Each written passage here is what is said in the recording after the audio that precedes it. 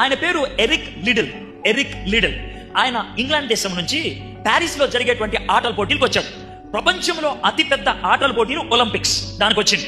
దాంట్లో 100 మీటర్లు పరిగెత్తాలని 1924లో జరిగింది. ఓకే, అయితే దానికి 2 దినాల ముందు ఎరిక్ లిడిల్ అనేటువంటి ఆయన మంచి విశ్వాసి. ఆయన ప్రార్థన చేసి ఏమన్నాడు తెలుసా, ఒకవేళ ఆదివారం పొద్దున్న నేను ఆరాధనకి వెళ్ళేటువంటి సమయంలో 100 మీటర్ల పరుగు పందెంలో పరిగెత్తమంటే నేను పరిగెత్తా. నాకు దేవుడు ముఖ్యం, నా గోల్డ్ మెడల్ కాదు, నాకు పరుగు పందెంలో విజయం సాధించడం కాదు, నేను పరిగెత్తా అని అన్నాడు. అప్పటికి మిత్రులు అన్నారు, రే అలాంటి మాట అనొద్దు, ఒకవేళ అప్పుడే పెడితే కనుక కష్టమని.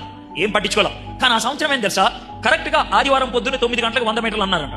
ఎరిక్ లిడిల్ నేను పరిగెత్తా అన్నాడు.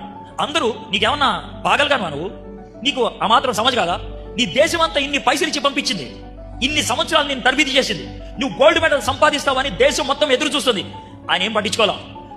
ఆ సంవత్సరం వేరే ఆయన గెలిచింది. 2 దినాల తర్వాత వాళ్ళ దేశం నుంచి వచ్చినటువంటి మేనేజర్ ఎరిక్ లిడిల్ దగ్గరికి వచ్చి మూల కూర్చొని ఉంటే, వచ్చి కూర్చున్నావు, తింటున్నావు, పరిగెత్తమంటే పరిగెత్తావు, 400 మీటర్ల పరిగెత్తడానికి ఎవరు లేడు, వెళ్తావా అన్నాడంట. వెళ్తాను సార్ అన్నాడంట.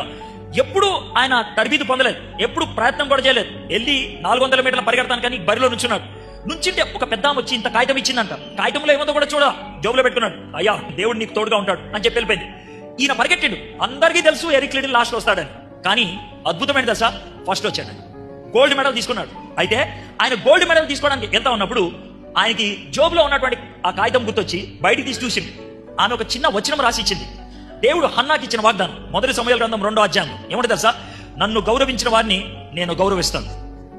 ఆ సంవత్సరం ఎరిక్ లిడిల్ కి అద్భుతంగా 400 మీటర్ల పరుగు పందెంలో గోల్డ్ మెడల్ వచ్చింది. ఒకవేళ 100 మీటర్లో పరిగెడితే గోల్డ్ మెడల్ వచ్చేది, తన జిందగీ అక్కడితో అయిపోయి ఉండేది.